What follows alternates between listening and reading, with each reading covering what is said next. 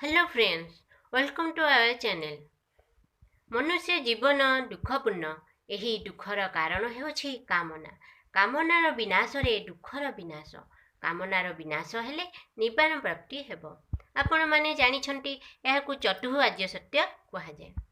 ଏହି ଚଟୁ ଆର୍ଯ୍ୟ ସତ୍ୟ ପ୍ରଚାର କରିଥିବା ମହାପୁରୁଷ ହେଉଛନ୍ତି ବୌଦ୍ଧ ଧର୍ମର ପ୍ରତିଷ୍ଠାତା ଗୌତମ ବୁଦ୍ଧ। ଆସନ୍ତୁ ଜାଣିବା ମହାନ ପଥ ପ୍ରଦର୍ଶକ ଓ ବୌଦ୍ଧ ଧର୍ମର ପ୍ରତିଷ୍ଠାତା ଗୌତମ ବୁଦ୍ଧଙ୍କ ଜୀବନୀ ବିଷୟରେ।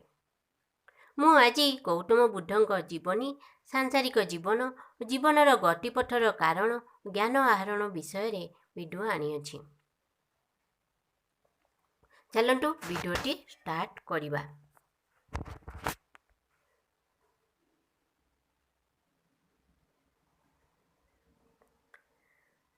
ଗୌତମ ବୁଦ୍ଧଙ୍କ ଜନ୍ମସ୍ଥାନ। ମୁଁ ଏଠାରେ ଗୌତମ କେଉଁ ଦେଶରେ, କେଉଁଠାରେ ଏବଂ କେଉଁ ମସିହାରେ ଗୌତମ ଜନ୍ମଲାଭ କରିଥିଲେ ମୁଁ ତାହା ବର୍ଣ୍ଣନା କରିଛି। ନେପାଳ ଦେଶର ହିମାଳୟ ପାଦଦେଶରେ ଥିବା କପିଳାବସ୍ତୁ ନଗରୀର ଲୁମ୍ବିନୀ ଉଦ୍ୟାନ ମଧ୍ୟରେ ଖ୍ରୀଷ୍ଟପୂର୍ବ 563ରେ ଗୌତମ ଜନ୍ମ ହୋଇଥିଲେ। ଗୌତମ କେଉଁ ଦେଶରେ ଜନ୍ମଲାଭ କରିଥିଲେ? ନେପାଳ ଦେଶର ହିମାଳୟ ପାଦଦେଶରେ ଥିବା କପିଳାବସ୍ତୁ ନଗରୀର ଲୁମ୍ବିନୀ ଉଦ୍ୟାନ ମଧ୍ୟରେ ଏବଂ କେଉଁ ମସିହାରେ? ଖ୍ରୀଷ୍ଟପୂର୍ବ 563ରେ ଗୌତମ ଜନ୍ମଲାଭ କରିଥିଲେ। ପାଖରେ ଥିବା ମାନଚିତ୍ରରେ ମୁଁ ଲୁମ୍ବିନୀ ଉଦ୍ୟାନକୁ ଦେଖାଇଛି। ଆସନ୍ତୁ ଜାଣିବା ଗୌତମଙ୍କ ପରିବାର ବିଷୟରେ କିଛି ତଥ୍ୟ। ଗୌତମଙ୍କ ପରିବାରରେ କିଏ କିଏ ରହୁଥିଲେ? ଗୌତମଙ୍କ ପିତାଙ୍କ ନାମ କ'ଣ ଥିଲା ଏବଂ ଗୌତମଙ୍କ ମାତାଙ୍କ ନାମ କ'ଣ ଥିଲା? ଆସନ୍ତୁ ଜାଣିବା।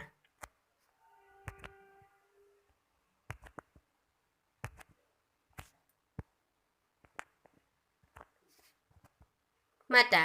ଗୌତମଙ୍କ ମାତା ରାଣୀ ମାୟାଦେବୀ ଥିଲେ।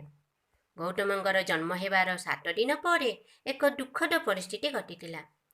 ଦୁଃଖଦ ପରିସ୍ଥିତିଟି କ'ଣ? ଗୌତମଙ୍କର ଜନ୍ମ ହେବାର 7 ଦିନ ପରେ ମାତା ମାୟାଦେବୀଙ୍କର ମୃତ୍ୟୁ ହୋଇଥିଲା। ମାଉଥରେ କହି ରଖୁଛି, ଗୌତମଙ୍କର ଜନ୍ମ ହେବାର 7 ଦିନ ପରେ ମାତା ମାୟାଦେବୀଙ୍କର ମୃତ୍ୟୁ ହୋଇଥିଲା।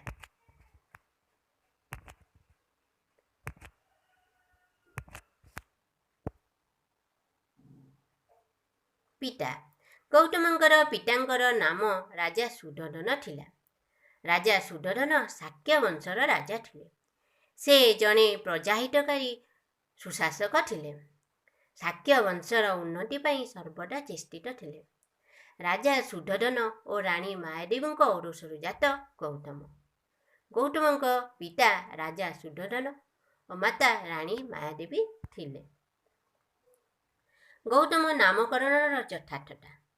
ଗୌତମଙ୍କ ପିଲାଦିନର ନାମ ସିଦ୍ଧାର୍ଥ ଥିଲା। ମାଙ୍କର ମୃତ୍ୟୁ ପରେ ତାଙ୍କ ମାଉସୀ ଗୌତମୀ ତାଙ୍କର ଲାଳନ ପାଳନ କରିଥିଲେ। ମୁଁ ଆଗରୁ ଭିଡ଼ିଓରେ ଦେଖାଇଛି, ଗୌତମ ଜନ୍ମ ହେବାର 7 ଦିନ ପରେ ମାୟାଦେବୀଙ୍କର ମୃତ୍ୟୁ ହୋଇଥିଲା।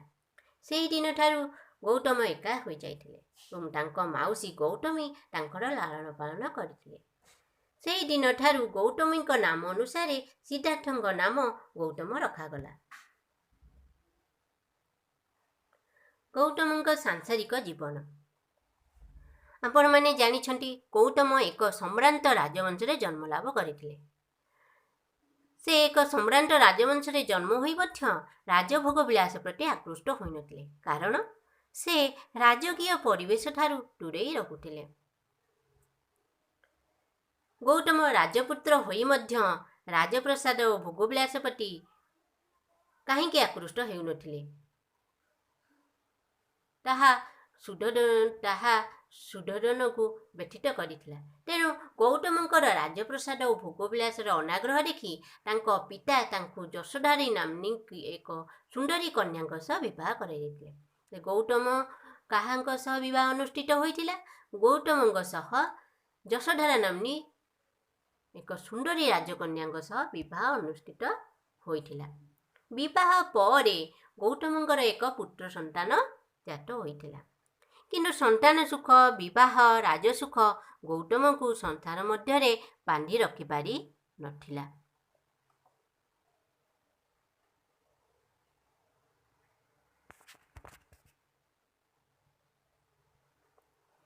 एकदा गौतम नगर परिक्रमा करुथिला बेले चारिगोटी दृश्य देखिथिले।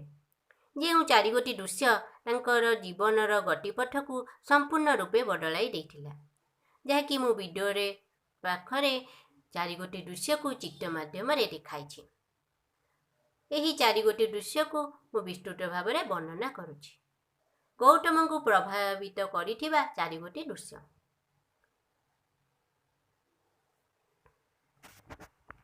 ପ୍ରଥମ ଦୃଶ୍ୟଟି ହେଉଛି ଏକ ବୃଦ୍ଧ। ଚିତ୍ରରେ ମୁଁ ଦେଖାଇଛି ବୃଦ୍ଧ ଜଣକ ବାଡ଼ି ଧରି ଧରି ଧୀରେ ଧୀରେ ଚାଲୁଛନ୍ତି। ଏହି ଦୃଶ୍ୟକୁ ଦେଖି ମନେ ମନେ ଭାବିଲେ ଯେ ଏହା ମନୁଷ୍ୟ ଜୀବନର ଚତୁର୍ଥ ଅବସ୍ଥା। ଏହି ଅବସ୍ଥା ଦେଇ ସବୁ ମନୁଷ୍ୟକୁ ଗତି କରିବାକୁ ପଡ଼ିବ। ଦ୍ୱିତୀୟ ଦୃଶ୍ୟଟି ହେଉଛି ଏକ ରୋଗୀ, ଯାହାକି ମୁଁ ଚିତ୍ରରେ ଦେଖାଇଛି। ଏକ ରୋଗୀ ବିଛଣା ଉପରେ ବସି କଷ୍ଟ ପାଉଛନ୍ତି। ଶରୀର ରହିଲେ ଶରୀରକୁ ରୋଗ ଦିନେ ନା ଦିନେ କବଳିତ କରିଥାଏ, ଯାହାକି ରୋଗ କଷ୍ଟଦାୟକ ଓ ଯନ୍ତ୍ରଣାଦାୟକ। ତୃତୀୟ ଦୃଶ୍ୟଟି ହେଉଛି ଏକ ଶବ। ଗୌତମ ଦେଖିଲେ ଏକ ଶବକୁ ଧରି ଜ୍ଞାତି କୁଟୁମ୍ବ ତାଙ୍କର ଅନ୍ତିମ ଯାତ୍ରା ପାଇଁ ନେଇଯାଉଛନ୍ତି। ଏହା ଦେଖି ସେ ଅନୁଭବ କଲେ ଯେ ଏହା ଜୀବନର ଅନ୍ତିମ ଅବସ୍ଥା ଓ ଅନ୍ତିମ ଯାତ୍ରା। ସଂସାରରେ ଜନ୍ମ ହେବାକୁ ହେଲେ ମୃତ୍ୟୁ ସୁନିଶ୍ଚିତ। ସଂସାରରେ ଜନ୍ମ ହେଲେ ମୃତ୍ୟୁ ସୁନିଶ୍ଚିତ, ଏହା ବାସ୍ତବତା। ଏହି 3ଟି ଦୃଶ୍ୟକୁ ଦେଖି ଗୌତମଙ୍କ ମନ ଆନ୍ଦୋଳିତ ହେଉଥିଲା।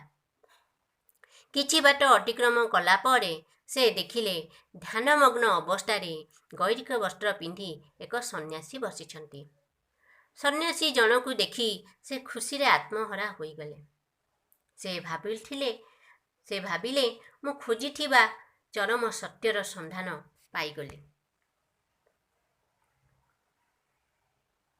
ସେ ଭାବିଲେ ସଂସାର କଷ୍ଟରୁ ମୁକ୍ତି ପାଇବାର ଏକମାତ୍ର ମାର୍ଗ ହେଉଛି ସନ୍ନ୍ୟାସୀ ମାର୍ଗ। ସଂସାର କଷ୍ଟରୁ ମୁକ୍ତି ପାଇବାର ଏକମାତ୍ର ମାର୍ଗ ସନ୍ନ୍ୟାସ ମାର୍ଗ ବୋଲି ବାଛି ନେଲେ। ତେଣୁ ସେ 29 ବର୍ଷ ବୟସରେ ନିଜର ରାଜପ୍ରସାଦ, ସ୍ତ୍ରୀ, ପୁତ୍ର, ଗୃହ ତ୍ୟାଗ କରି ସନ୍ନ୍ୟାସୀ ହେବାକୁ ବାହାରିଗଲେ। ତାଙ୍କର ଏହି ତ୍ୟାଗକୁ ବୌଦ୍ଧ ଗ୍ରନ୍ଥ ତ୍ରିପିଟକରେ ମହାଭିନିଷ୍କ୍ରମଣ ବୋଲି କୁହାଯାଇଛି। ମୁଁ ଏଠାରେ ଆଉ ଗୋଟେ କଥା କହି ରଖୁଛି। ବୌଦ୍ଧ ଗ୍ରନ୍ଥର ଧର୍ମଗ୍ରନ୍ଥ ହେଉଛି ତ୍ରିପିଟକ। ଆପଣମାନେ ମନେ ରଖନ୍ତୁ, ଏହା ପରୀକ୍ଷାରେ ଆସିବ। ବୌଦ୍ଧ ଗ୍ରନ୍ଥର ଧର୍ମଗ୍ରନ୍ଥ କ'ଣ?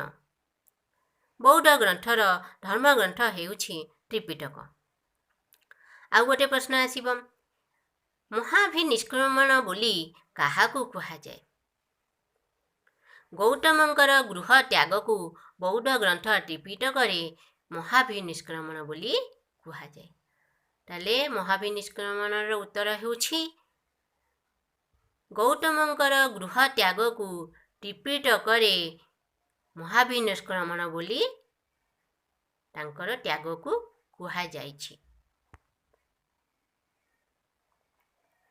ଗୌତମ ଗୃହ ତ୍ୟାଗ କଲା ପରେ ଜ୍ଞାନ ଆହରଣ କରିବା ପାଇଁ ଏଣେ ତେଣେ ଘୁରି ବୁଲୁଥିଲେ। ଆପଣମାନେ ଜାଣିଛନ୍ତି, ଜ୍ଞାନ ଆହରଣ କରିବା ପାଇଁ ଗୁରୁଙ୍କର ଆବଶ୍ୟକ ହୋଇଥାଏ।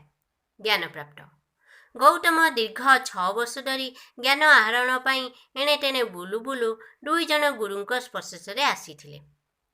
ସେହି 2 ଜଣ ଗୁରୁ ହେଉଛନ୍ତି ଗୁରୁ ଆରାଟ କଲମ ଓ ଗୁରୁ ରୁଦ୍ରଙ୍କ ରାମପୁତ୍ର। ଏଠାରେ କୋଶ୍ଚିନ୍ ଆସିବ, କେଉଁ 2 ଜଣ ଗୁରୁଙ୍କ ଠାରୁ ଗୌତମ ଶିଷ୍ୟତ୍ୱ ଗ୍ରହଣ କରିଥିଲେ? ଉତ୍ତରଟି ହେଉଛି ପ୍ରଥମ ଗୁରୁ ହେଉଛନ୍ତି ଗୁରୁ ଆରାଟ କଲମ ଓ ଦ୍ୱିତୀୟ ଗୁରୁ ହେଉଛନ୍ତି ଗୁରୁ ରୁଦ୍ରଙ୍କ ରାମପୁତ୍ର। ଗୁରୁଙ୍କ ଶିକ୍ଷାରୁ ସେ ସନ୍ତୁଷ୍ଟ ହୋଇନଥିଲେ। ତେଣୁ ସେ ପାଇଥିବା ଜ୍ଞାନରେ ସନ୍ତୁଷ୍ଟ ନ ହୋଇ ନିରଞ୍ଜନା ନଦୀ କୂଳରେ ଅଶ୍ୱତଥ ବୃକ୍ଷ ମୂଳରେ ଧ୍ୟାନମଗ୍ନ ରହିଥିଲେ ଏବଂ ସେହି ସ୍ଥାନରେ ହିଁ ତାଙ୍କୁ ଜ୍ଞାନ ପ୍ରାପ୍ତି ହୋଇଥିଲା।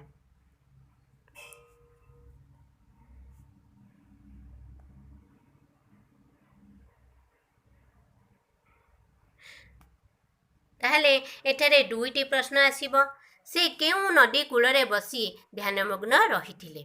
ଉତ୍ତରଟି ହେଉଛି ସେ ନିରଞ୍ଜନା ନଦୀ କୂଳରେ ଥିବା ଅଶ୍ୱତଥ ବୃକ୍ଷ ମୂଳରେ ଧ୍ୟାନମଗ୍ନ ରହିଥିଲେ। ଏବଂ ଦ୍ୱିତୀୟ ପ୍ରଶ୍ନଟି ହେଉଛି ସେ କେଉଁ ସ୍ଥାନରେ ଜ୍ଞାନପ୍ରାପ୍ତ କରିଥିଲେ? ଉତ୍ତରଟି ହେଉଛି ସେ ନିରଞ୍ଜନା ନଦୀ କୂଳରେ ଥିବା ଅଷ୍ଟଟ ବୃକ୍ଷ ମୂଳରେ ଧ୍ୟାନମଗ୍ନ ଅବସ୍ଥାରେ ହିଁ ଜ୍ଞାନ ପ୍ରାପ୍ତି ପାଇଥିଲେ ବା ଜ୍ଞାନ ଲାଭ କରିଥିଲେ।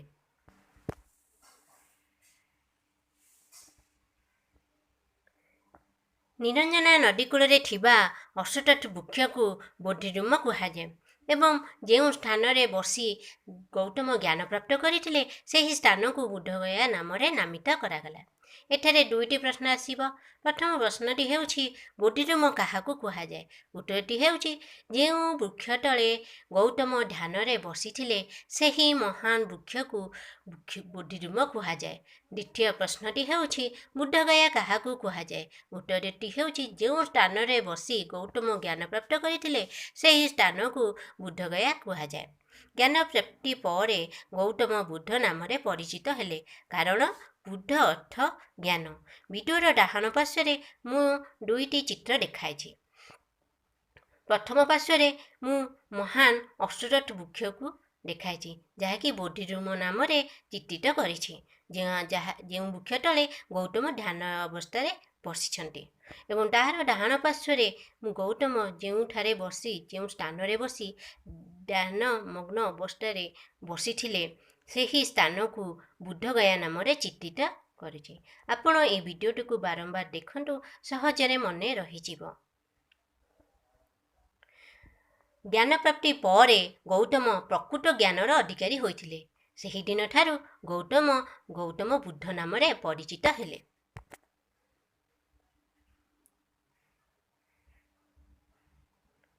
ଆପଣମାନଙ୍କୁ ଯଦି ଆମ ଭିଡ଼ିଓଟି ଭଲ ଲାଗିଥାଏ ତେବେ ଲାଇକ୍, ସେୟାର, ସବସ୍କ୍ରାଇବ୍ ଏବଂ କମେଣ୍ଟ କରିବାକୁ ଭୁଲିବେ ନାହିଁ। ଆପଣମାନେ ମଧ୍ୟ ଆମ ଟେଲିଗ୍ରାମ ଚ୍ୟାନେଲ ସରସ୍ୱତୀ ଟିଚିଂ କେୟାରକୁ ଫଲୋ କରିପାରନ୍ତି। Thank you.